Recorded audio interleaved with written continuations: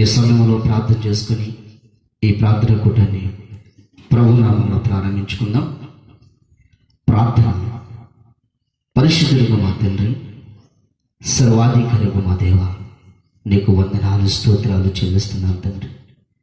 నీ మహాకృపను బట్టి అయా ఇదిగో నీ సజీవమైన రెక్కల కింద మమ్మల్ని భద్రపరిచి మరొకసారి నీ ప్రజలతో నీ మాటలు పంచుకోవడానికి నీవిచ్చిన ఇటు సమయాన్ని బట్టి తండ్రి నీకు కృతజ్ఞతా స్తోత్రాలు చెల్లిస్తున్నాను ప్రభా. ఈ లోకంలో ఉన్న పరిస్థితులను బట్టి ప్రభా నీ పాద సన్నిధిలో ప్రార్థన చేస్తున్నాను సయ. ఈ లోకాన్ని ప్రభా తండ్రి ఇదిగో ఈ తెగులు ఎంతగానో వేధిస్తుంది ప్రభా. నీ కృపను బట్టి నువ్వు సహాయం చేసి మనుషుల మీదకి వస్తున్నా ఇటు తెగులంతటిని కూడా నువ్వు తొలగించండి. ఈ కరోనా అనే మహమ్మారిని ఇదిగో నా తండ్రి నీ నామములో ఇదిగో ప్రార్థిస్తున్నప్పుడు ప్రభా నువ్వు సహాయం చేసి ఈ తెగులను తొలగించండి. మా దేశాన్ని ఇదిగో మా రాష్ట్రాన్ని మా ప్రజలందరినీ కూడా క్షేమకరంగా ప్రభా తండ్రి నాయన నీ కృపలో భద్రపరిచి మరణాలు సంభవించకుండా ఇదిగో నీ కాపుదల తోడయించి ఇదిగో నా తండ్రి ప్రతి మానవుడికి ఇదిగో నువ్వే మంచి ఆరోగ్యం దయచేయమని ఈ దినము నీ ప్రార్థనా కూటని ఇదిగో నీ నామంలో ప్రారంభిస్తుండగా పరిశుద్ధాత్మ దేవుని నడిపింపుని దయచేసి పెట్టండి. నన్ను ప్రభా నీ సిలువు చాటును మరుగుపరుచుకోండి. నీ ప్రజలకు నాకును కావలసిన ఆత్మ సందేశాలను తండ్రి మీరుని బోధించమని యేసు నామంలో ప్రార్థన చేసుకుని ఈ ప్రార్థనా కూటాన్ని ప్రారంభించుచున్నాం తండ్రి. ఆమేన్. ఈరోజు పరిశుద్ధ గ్రంథంలో నుంచి లూకా సువార్త 9వ అధ్యాయము 25వ వచన భాగాన్ని చదువుకొని, ఒకడు లోకమంతయు సంపాదించి తన్ను తాను పోగొట్టుకుని ఎడల లేక నష్టపరుచుకుని ఎడల వానికి ఏమీ ప్రయోజనం. దేవునికి స్తోత్రం. ఈ మాటలు ప్రభు దీవించింది గాక. చూడండి ప్రియులరా, ఒకడు లోకమంతా సంపాదించుకున్నాడు. లోకమంతా సంపాదించుకోవడానికి మనుషుడు తొందరపడుతున్నాడు, కానీ దేవుని సంపాదించుకోవాలి, ప్రభులో ఉన్న ఆశీర్వాదాన్ని పొందుకోవాలి అని ప్రజలు గుర్తించలేని స్థితిలో ఉన్నారు. ఇక్కడ చెప్పబడుతున్న మాట ఏంటంటే, ఒకడు లోకమంతా సంపాదించుకున్నాడు, కానీ తన్ను తాను నష్టపరుచుకుంటున్నాడు. తను తాను ఏ రీతిగా నష్టపరుచుకుంటాడంటే, బైబిల్ గ్రంథంలో ప్రభు ఒక మాట చెప్తా ఉంటారు. అది ఏంటంటే, ఒక అతను చాలా ఆస్తి సంపాదించుకున్నాడంట. విస్తారమైన పంట. ఆ రోజుల్లో పంట వేశాడు. పంట వేసినప్పుడు ఆ పంట బాగా పండింది. కొంచెం కాదు, అతను దాచిపెట్టలేనంత పంట పండిందంట. చూడండి ప్రియులారా, మనకి ఆశీర్వాదం అంటే ఈ లోక ధనము సమృద్ధిగా ఉన్నప్పుడు మన ఆలోచనలన్నీ కూడా వేరుగా. అలాగే మనిషికి సంపద ఎక్కువైనప్పుడు ఆలోచనలు వేరుగా ఉంటాయి. ఆలోచనలు విచిత్రంగా ఉంటాయి. చూడండి, విత్తనం వేయటం మానవుని వంతు. సకాలంలో వర్షం కురిపించుట, ఆ పంట మీద కీడు అంటే పురుగులు ఆ పంటని తినివేయకుండా, వర్షాలు మరి కోసినప్పుడు రాకుండా సకాలంలో పంట చేర్చేది ఎవరు? దేవుడు. మరి దేవుడు పండిస్తేనే మనకు పంట పండుతుంది. కానీ ఈ మనుష్యుడైతే విత్తనం నాటాడు, ఆ సంవత్సరము విస్తారమైన పంట పండింది. ఇక ఆ పంట పండేసరికి ఆయనకు ఒక ఆలోచన వచ్చింది. నా పంట చూడు, ఈ సంవత్సరం చాలా పండించాను, అందరికన్నా టాప్గా పండించాం. ఇదిగో మరి ఇప్పుడు ఈ పంటలంతటిని దాచడానికి నా గోడాలు చాలు, కాబట్టి పనివారికి కబురు పెట్టాడంట. పనివారికి కబురు పెట్టి, రై అర్జెంటుగా వచ్చి ఇదిగో మన గోడాలను కాస్త పెద్దది చేయండి, ఎందుకంటే ఈ సంవత్సరం మనకి పంట చాలా పండింది, మనం ఎంతైనా టాపు పంట పండిడును అని కాళ్ళ దగ్గర వేసారంట. కాళ్ళ దగ్గర వేసి చక్కగా గోడాలు కట్టించి ఆ గోడాల్లోకి మరి ఆ పంట అంతా తీసుకొచ్చి అందులో పెట్టాడు. ఆ పంట అంతా అందులో పెట్టిన తర్వాత ఒక రాత్రి పూట చూడండి, మనుషులందరూ కూడా ప్రశాంతత ఎప్పుడు దొరికింది? రాత్రి వేళ. రాత్రి వేళ ప్రజలు కొంచెం భోజనం చేసిన తర్వాత కొంచెం రిలాక్స్ అవుతారు, కొంచెం ప్రశాంతత వస్తుంది కదా. ఆ ప్రశాంతత వచ్చిన సమయంలో దేవుణ్ణి తలుచుకుంటే మంచిది. నేను ఈరోజు ఈ స్థితిలో ఉన్నానంటే, ఈరోజున ఇలాగ బ్రతుకుతున్నానంటే నిజంగా ఇది నువ్వు చేసిన మేలు కదా ప్రభువా అని చెప్పి అనుకుంటే మంచిది. కానీ ఇతడైతే ఏం చెప్పుకుంటున్నాడంటే, రాత్రి చక్కగా పనుకొని తన ప్రాణంలో చెప్పుకుంటున్నాడు, ప్రాణమా ఇదిగో నీకోసం చూడు నేను ఎంత పంట పండించాను, నీకోసం చూడు కొట్ల విప్పించాను, ధాన్యం సమకూర్చాను, నువ్వు తిను తాగుము సుఖించుము, తినము త్రాగుము సుఖించుము అని తన ఆత్మతో చెప్పుకుంటున్నాడంట. అంటే ఒక మనుషుడు తన సంపాదించిన సంపాదన బట్టి అతిశయపడుతూ ఉంటారు. హల్లెలూయా. తన సంపాదించిన సంపదను చూసి మనుషుడు ఏం చేస్తూ ఉంటాడంటే అతిశయపడుతూ ఉంటాడు. విత్తనం కూడా పంట బాగా పండిందిగా, విస్తారంగా పండింది కాబట్టి ఇప్పుడు తను గర్విస్తున్నాడు. అతిశయించడంటే గర్వించడం.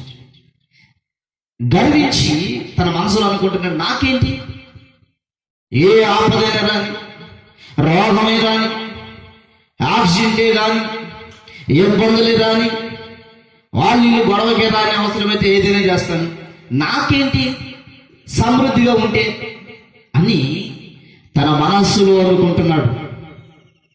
ఆ ధనవంతుడు తన మనసులో అనుకుంటుంటే ఈ మాటలు భూమి మీద మనుషులందరినీ దేవుడు గమనిస్తూ ఉంటాడు.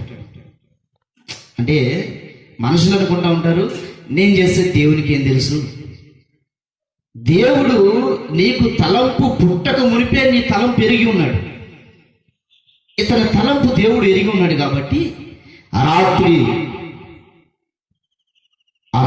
దేవుడు ఆయన్ని దర్శించాడు, మాట్లాడుతున్నాడు. ఒరే వెర్రివాడా, నువ్వు ఎంత సంపాదించాను అనుకుంటున్నావు, ఈ సంపాదించిన దాన్ని బట్టి నువ్వు చాలా సంతోషిస్తున్నావు, మంచిదే. కానీ ఈ రాత్రి నీ ప్రాణమును నేను తీసుకుంటే, ఈ రాత్రి నీ ప్రాణమును కనుక నేను తీసుకుంటే ఈ సంపాదన ఎవరి పాలగును? ఆడికి చోట్ల పట్టింది. ఆలోచన వచ్చింది. అంటే నిన్నటిదాకా లేదు ఆలోచన ఆయనకి, ఇప్పుడు వచ్చింది ఆలోచన. నిజమే కదా, నేను చనిపోతే ఈ సంపాదన అంతా ఎవరి పాలవుతుంది? అంటే నేను అకస్మాత్తుగా ఎందుకు చనిపోవాల్సిన పరిస్థితి వస్తుంది అంటే, ఒకడు లోకమంతా సంపాదించుకున్నాడు, ఇతడు కూడా లోకంలో ఉన్న పేరుని, ప్రఖ్యాతిని, ధనాన్ని సమస్తం సంపాదించుకున్నాడు. కానీ దేవుని సంపాదించుకోరా. హల్లెలూయా. ఎంత విషాదం ఇది, ఎంత బాధాకరమైన విషయం. లోకంలో ఉన్నదంతా సంపాదించావు, కానీ దేవుని సంపాదించుకోలేకపోయాడు. ఈరోజు అందరూ కూడా ఇదే స్థితిలో మనం జీవిస్తున్నామేమో. ఒకసారి పరిశీలన చేసుకుందాం. ఉదయం నుంచి రాత్రి వరకు పరిగెత్తుతున్నావు. ఈ జీవన ఉపాధి చిక్కుల్లో పడిపోయి దేవుణ్ణి మర్చిపోతున్నావు. ప్రియ దేవుని బిడ్డ, నిన్ను తల్లి గర్భములో నుంచి నువ్వు పిండముగా రూపింపక మునిపే దేవుని ఎరిగి పిండముగా నిన్ను చేసి ఇదిగో భూమి మీదకి నిన్ను ఆయన తీసుకొచ్చేదని సంగతిని నువ్వెందుకు మర్చిపోతున్నావు? నువ్వేం సంపాదిస్తున్నావు? ఈ రోజున నీ సంపాదన నీ యొద్దనే ఉంటుందా? నీ సంపాదన నీతో వస్తుందని గ్యారెంటీ ఉందా? లేదు కదా. ఏ మనుషులతో కూడా ఈ సంపాదన అనేది రాదు.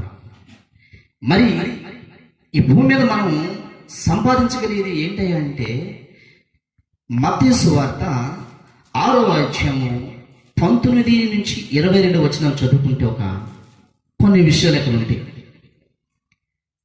ఒకసారి ఆ మాటలు చదివి.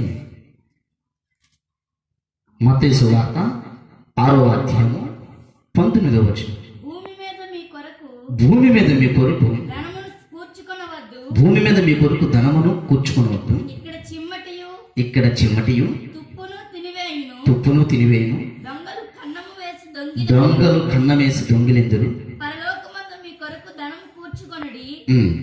అచ్చట చిమ్మటైనను తుప్పైనను దాన్ని తినివేయదు. దొంగలు కన్నము వేసి దొంగిలరు. నీ ధనం ఎక్కడుండునో అక్కడే నీ హృదయం ఉండును. చూడండి, ఈ భూమి మీద ప్రజలు ఎంతో భారంతో కష్టపడుతూ ఉంటారు. ఎంతో భారంతో ప్రతిరోజు కూడా ప్రయాసపడుతూనే ఉంటారు. కానీ దేవుని విషయంలో మాత్రం విశ్వాసం ఉంచడం. మరి మనం చూస్తున్న లోకంలో ఎంతో మంది కష్టపడుతున్నారు. కానీ వారి కష్టము వడ్డీలు పాలవడము, లేకపోతే వ్యర్థంగా ఖర్చు అయిపోవడము ఏదో జరుగుతుంది.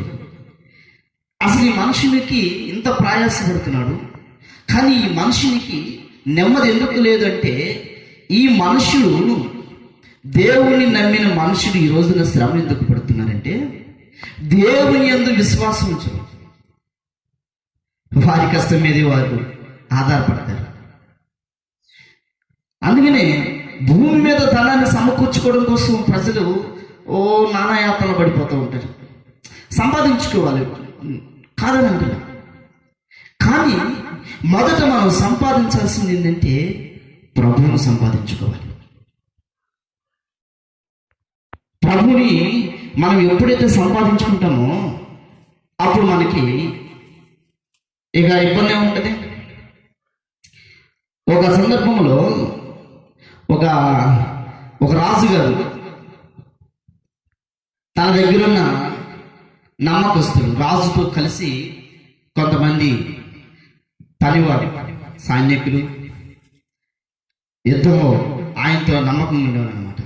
వీళ్ళందరూ కలిసి ఒక రోజున ఒకసారి యుద్ధం చేయడానికి వెళ్ళారు. రాజుల పని ఏంటంటే ఎక్కువ యుద్ధాలు చేస్తూ ఉంటారు. ఎందుకంటే విజయం అనేది వాళ్ళకి సొంతం అవ్వాలి కాబట్టి.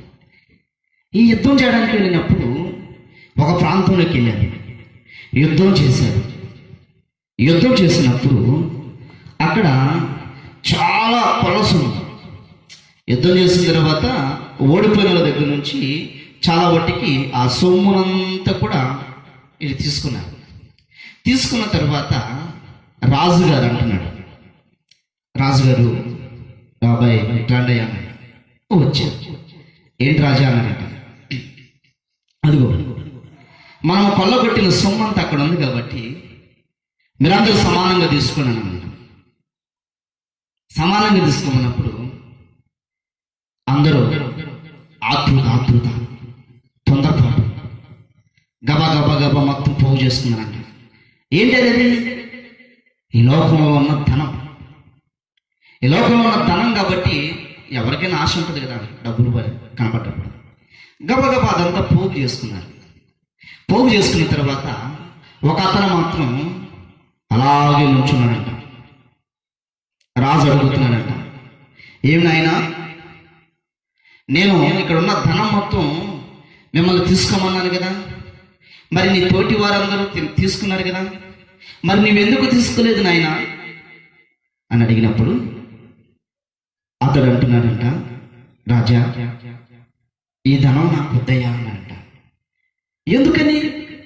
నువ్వు నాతో పాటు పని చేస్తున్నావు కదా, యుద్ధానికి వస్తున్నావు, కష్టపడ్డావు కదా, తీసుకో అంటే, లేదు రాజా, ఈ ధనం తీసుకుంటే ఇవాళ రేపు లేకపోతే 4 రోజులకి ఖర్చు అయిపోతుంది. మరి నీకేంటి, ఏం కావాలి అని అడిగితే, రాజా నేను ఎల్లప్పుడూ నీతోనే ఉండాలి. దేవునికి స్తోత్రం. నేను ఎల్లప్పుడూ నీతోనే ఉంటాను, నాతో ఉంటే నీకేంటి అని రాజు అడిగాడంట. అప్పుడు నేను అంటున్నాడు, రాజా, నేను మీతో ఉంటే నాకన్నీ ఉన్నట్టే. హల్లెలూయా. నేను నీతో ఉంటే నా అవసరతలు, నా ఆఖరులు అన్నీ నువ్వు తీర్చగలుగుతావు. ఎందుకంటే నువ్వు రాజు, నీ దగ్గర ఏం కొద్దుపోయి ఉంటుంది. అందుకే నేను నీతోనే ఉంటానన్నాడంట. ఎంత నమ్మకత్వం! ఆ పనివాడు, రాజా నేను నీతో ఉంటే చాలయ్యా. ఎంత విశ్వాసం! ఒక సాధారణమైన మనిషి మీద, ఒక అధికారి మీద ఎంత విశ్వాసం ఉంటే సర్వశక్తివంతుడైన దేవుణ్ణి నువ్వు సంపాదించుకుంటే ఈ రోజున సర్వం నీ దగ్గరికి ఉండదా? సమస్తము ఆయన నీ పాదముల యొద్దకు తీసుకురాడా? నువ్వెంతవరకు దేవుణ్ణి సంపాదిస్తున్నావా? ఈ లోకాన్ని సంపాదిస్తున్నావా? ఈ లోకంలో ఉన్నదంతా కూడా ఒకానొక రోజున గతించిపోతుంది. కానీ దేవుడు చెప్పిన ప్రతి మాట నెరవేరుతుంది. ప్రియ దేవుని బిడ్డ, ఏం సంపాదించుకుంటున్నావు? ప్రభుని నీ సొంత రక్షకుడిగా అంగీకరిస్తున్నావా? ప్రభుని నువ్వు ప్రేమిస్తున్నావా? ప్రభుతో ఉండాలని నువ్వు అనుకుంటున్నావా? ప్రభులాగా నువ్వు బ్రతకాలని ఆశపడుతున్నావా? ఇక్కడ మనం ధనం సంపాదించుకుంటున్నాం, మంచిదే. కానీ పరలోకంలో కూడా మనం ధనం సంపాదించుకోవాలి. పరలోకంలో ఎలా ధనం సంపాదించుకుంటాం? పరలోకంలో మనం ఏ రీతిగా ధనాన్ని సంపాదించుకుంటాం అంటే, భూమి మీద నీవు నీతి కార్యాలు జరిగించాలి. దేవుడు చెప్పిన సంగతులు మంచి, నీ వలన ఎవరికి కూడా కీడు లేకుండా, నీ వలన ఏ వ్యక్తికి కూడా కొంచెమైనా హాని చేయకుండా, సాధ్యమైనంత వరకు భూమి మీద ప్రతి ఒక్కరితో నువ్వు సమాధానంగా జీవించి, నీకు సాధ్యమైనంత వరకు నువ్వు నీకున్న దాంట్లో నువ్వు సహాయం చేయడానికి సిద్ధపడినప్పుడు మనుషులు సంతోషిస్తారని మనం ఏ పని చేయకూడదు. కానీ దేవుని సంతోషపెట్టేలాగా ప్రతి పని మనం చేయడానికి ఇష్టపడాలి. భూమి మీద మనం చేసే మంచి పనులు బట్టి నీ ధనము పరలోకంలో దాచబడి ఉంటుందంట, దాచబడి ఉంటుంది. మనం చేసిన భూమి మీద నీతి కార్యాలను బట్టి మనకి దేవుని సన్నిధిలో గొప్ప బహుమానాలు ఉంటాయి. ఈ లోకంలో మనం ఎన్ని బహుమానాలను సంపాదించుకోవచ్చు. గోల్డ్ మెడలిస్ట్ అని, లేకపోతే అదని ఇదని ఏదో రకరకాల బహుమానాలు సంపాదిస్తాం. అవన్నీ కూడా ఇక్కడ విడిచిపెట్టి నీ కొరకు మంచి బహుమానాలు భూమి మీద నువ్వు చేసిన మంచి పనులు బట్టి పరలోకంలో నీ కొరకు బహుమానాలు ఉంచబడతాయి.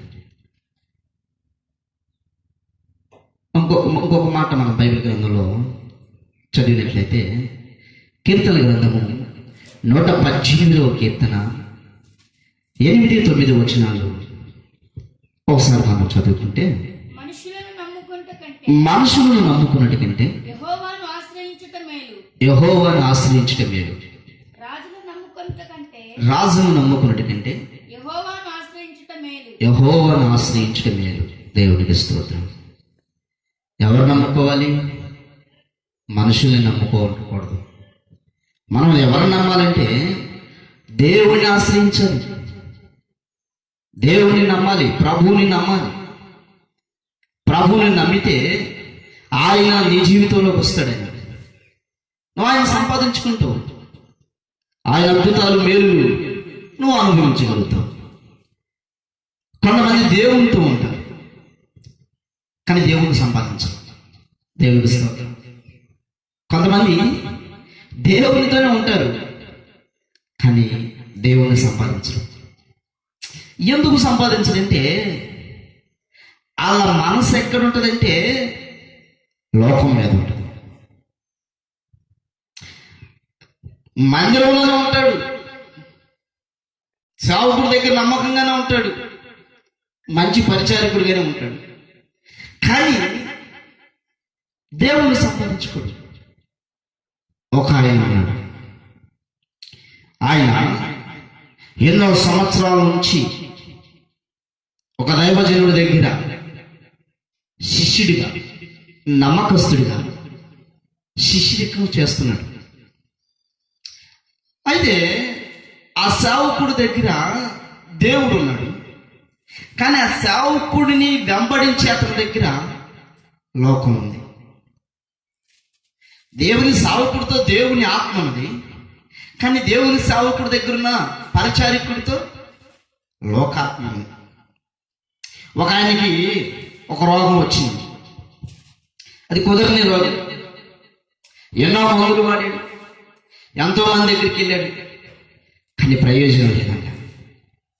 ప్రయోజనం లేకపోయేసరికి లోకంలో ఉన్నాయని చూశాడు. డబ్బులు ఉన్నాయిగా, డబ్బులు ఉన్నప్పుడు డబ్బు ఉంటే చాలు కొండ మీద కోతిని దింపుతూ ఉంటారు కదా.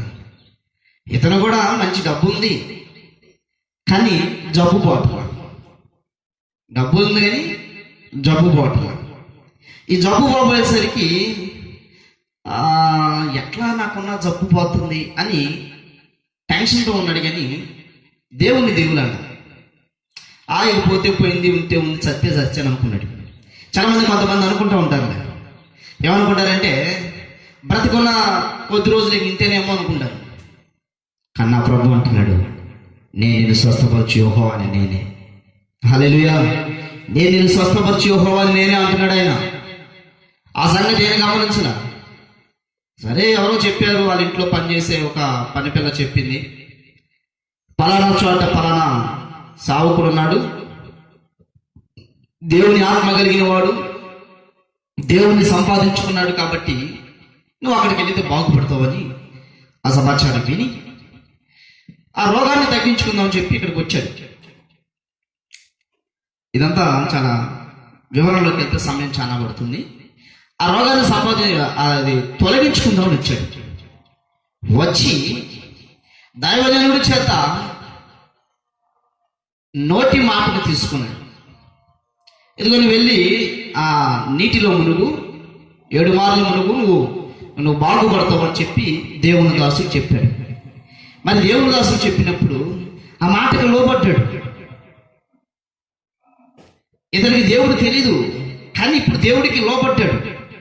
అతనికి ఒక డబ్బు ఉంది, కానీ ఆ డబ్బు వల్ల నాకేమీ లాభం లేదని సంగతి గ్రహించాడు. వెళ్ళాడు, ఆ నేలలో మునిగాడు, ఆ చక్కగా బాగుపడ్డాడు. బాగుపడిన తర్వాత ఆ దైవజనుడి దగ్గరికి వచ్చి, అయ్యా, మీ మాట ఇదిగో దేవుని మాట, మీరు చెప్పారు, దేవుని మాట ప్రకారం నా జీవితంలో నేను స్వస్థత పొందుకున్నాను అని చెప్పి, ఇదిగో మీ కొరకు నేను బహుమానాలు తీసుకొచ్చాను అని ఆ బహుమానాలు ఇస్తుంటే, నీ బహుమానాలు నీ దగ్గరే పెట్టుకో, నువ్వు క్షేమంగా ఇంటికి వెళ్ళని చెప్పి పంపించాడు. అయితే దైవజనుడి దగ్గర ఉన్న అతను భక్తిని సంపాదించుకోవాలి. ఇతను దేవుణ్ణి సంపాదించుకోవాలి. దేవుణ్ణి సంపాదించుకోవాల్సిన ఇతను ఏం చేశాడంటే, అరే, ఈ మా సావుకుడు ఇవన్నీ వద్దంటున్నాడు, అవి నేను తెచ్చుకుంటే బాగుంటుంది కదా అని చెప్పి పరుగున వెళ్ళాడంట. పరుగున వెళ్ళి ఆ బహుమానాలన్నీ తీసుకొని వచ్చాడు.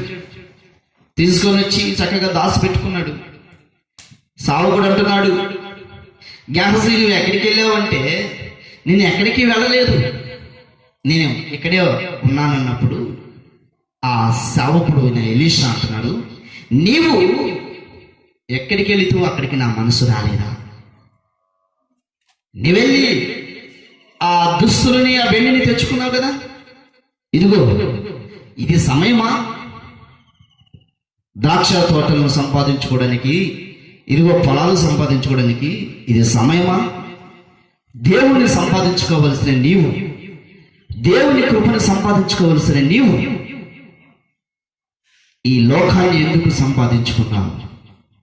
ఈ లోకాన్ని నువ్వు ఆశించావు కాబట్టి నీకు ఆ నయోమానికి పోయిన ఆ కుష్ఠరోగం నీకు వచ్చిందనగానే వెంటనే దేవునితో సావాసం చేసిన వ్యక్తి ధనాన్ని చూసి దేవుణ్ణి సంపాదించుకోకుండా దేవుని పక్కన పెట్టి ఆ ధనం మీద ఆశపడ్డాడు కాబట్టి ఇప్పుడు ఆయన పరిస్థితి ఏమైందంటే ఒళ్ళంతా కుష్ఠరోగం వచ్చింది.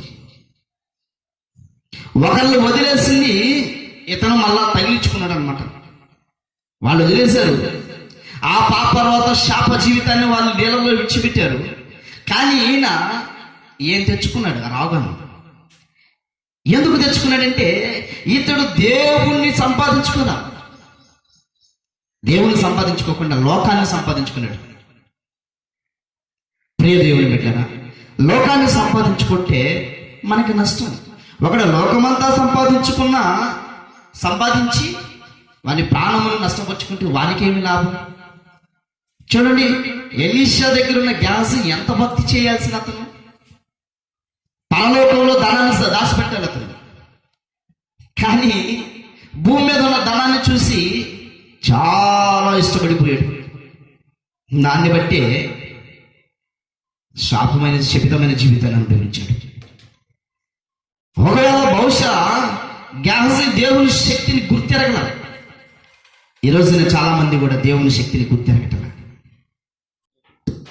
కొలస్సీయులకు రాసిన పత్రిక 2వ అధ్యాయము 3వ వచనం. బుద్ధి జ్ఞానముల బుద్ధి జ్ఞానము సర్వ సంపదలు ఆయన యందే గుప్తములై ఉన్నవి. ఎంత మంచి మాట!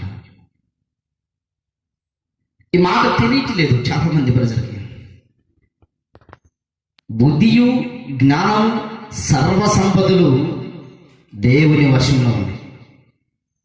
దేవుని వశంలో ఉన్నప్పుడు నువ్వు దేవుని సంపాదించుకుంటే, దేవుడు నీతో ఉంటే, దేవుడు నీతో ఉండాలంటే దేవుడు వచ్చి నీతో ఉండడు.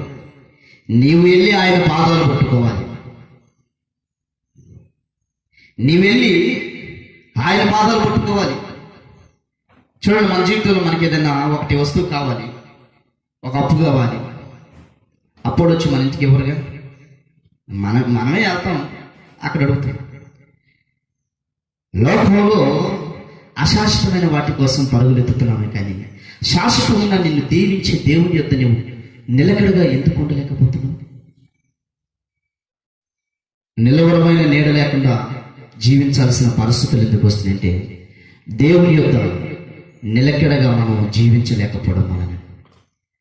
ఆయన పాదాల దగ్గరికి, ఆయన పాదాల దగ్గరికి వచ్చినట్లయితే ప్రభు సన్నిధిలో కూర్చొని మనసారా, యేసయ్యా, ఇదిగో నేను లోకాన్ని సంపాదించుకున్నాను, కానీ అదంతా వ్యర్థమైపోయింది.